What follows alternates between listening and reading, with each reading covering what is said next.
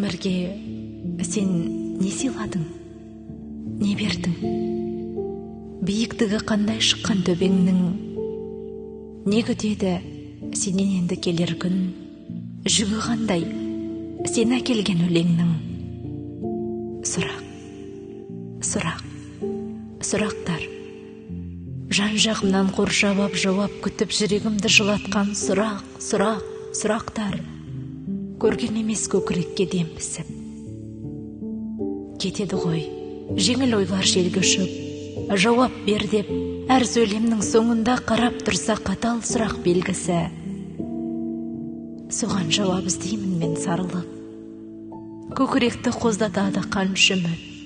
Елді ойлантқан үлкен сұрақ орнына түссем деп ем леп белгі боп шаншылып.